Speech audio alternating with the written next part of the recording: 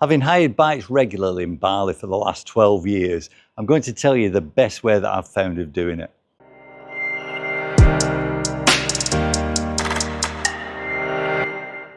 When I first started renting bikes out in Thailand and places like that, Malaysia, what I'd do is I'd land at the airport, get out to the hotel, and then probably the next day I'd go out on the hunt for what I considered to be an excellent value bike. And while that'll get you some really cheap bikes, what it won't do is it won't give you any convenience of getting the bike in the first place, and it also won't give you something that's necessarily safe. So after numerous rentals in Bali, I came across a company called Bikago 4 years ago, 2022.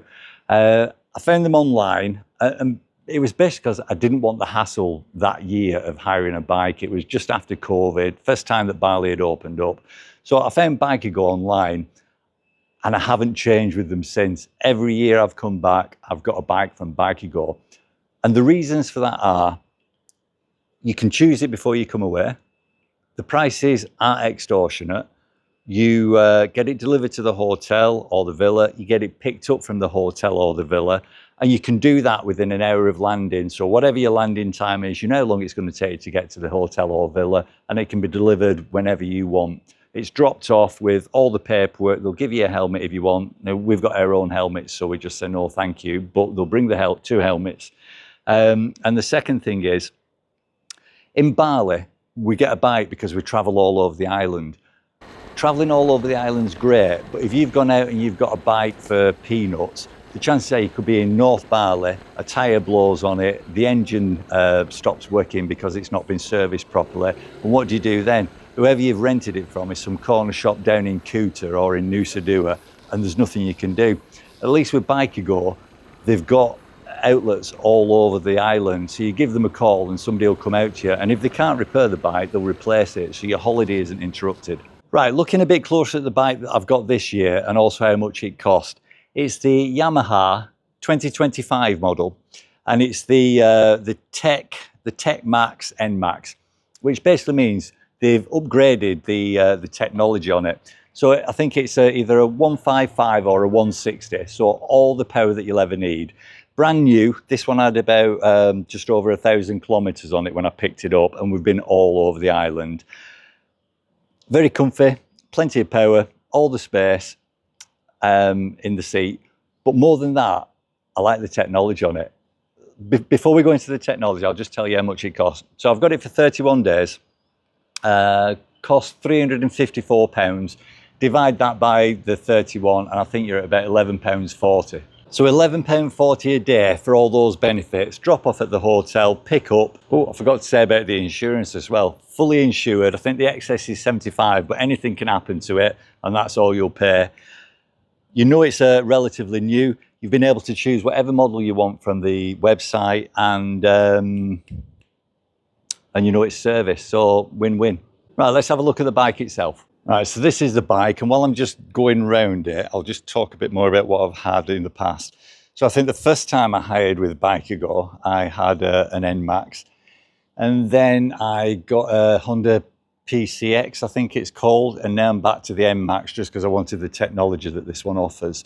What I'm going to get next time, I think, is the X-Max, just because I've had one of those in Thailand, and it really makes a difference, the size of it. Not quite as easy to maneuver around when you're going slowly, but it's a beautiful bike, really, really nice. I'll just jump on and show you what's been updated on this latest model. So what you actually get with the bike from Bikago, this is a winner this. It's a bike mount with these to keep it on when you're going over rough ground so it doesn't jump out.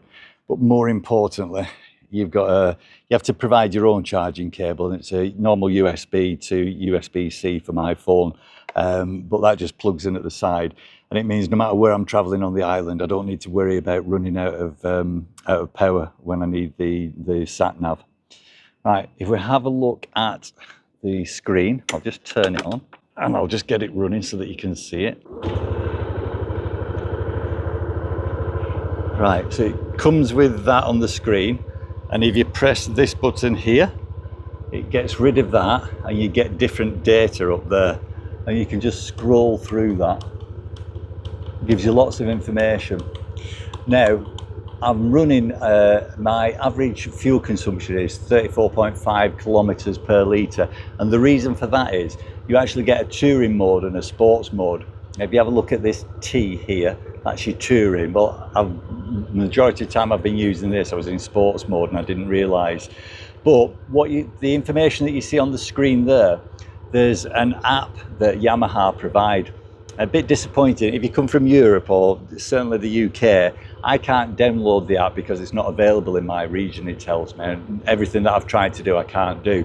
But if you were able to download the app, you'll get all this information on your phone and more. And when you go into your maps, it transfers and you actually get a map on here, so you could actually have your phone in your pocket and you'd be able to see your map on there, which is a really good thing. Let's just have a look at the controls on the handlebars. So obviously you've got your horn, etc. This is how you control the screen, your up and down. These are your lights, full beam, dipped, indicator, obviously horn. And if we have a look on the back, I don't know if you can see it, here is the mode. And what that does is that switches there from your touring to your sports mode.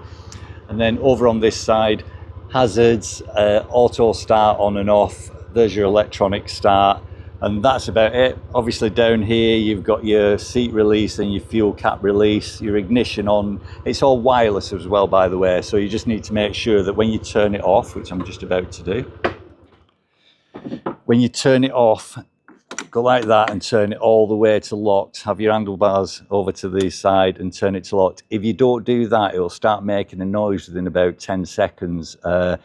And if you don't do it, your battery will run down. And that's what happened to me 2 years ago. They had to come out and replace the battery. But as you can see, this bike is absolutely fantastic.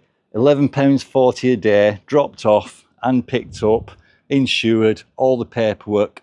You can't go wrong. Oh, and I've driven it at night as well. The LED headlights, both the low beam and the high beam, absolutely fantastic. Completely unlit roads, and you feel as safe as anything. Right, so there you go. The easiest way in Bali to rent a bike is Bikago. They're not paying me for this. They've never spoken to me about it or the previous videos that I've done, but I'm so impressed with how easy it is to hire a bike from them that I have to do a video every time I do it. You can also hire them in Phuket in Thailand. Bikago have got an outlet there apparently. I haven't used them there yet because the last time I was there I didn't know anything about Bikago, so there was a guy called Paul that I hired a bike from. He was really nice as well. But yeah, this is my recommendation. Good value, great bikes, great service, and you just feel comfortable hiring from them. So there you go.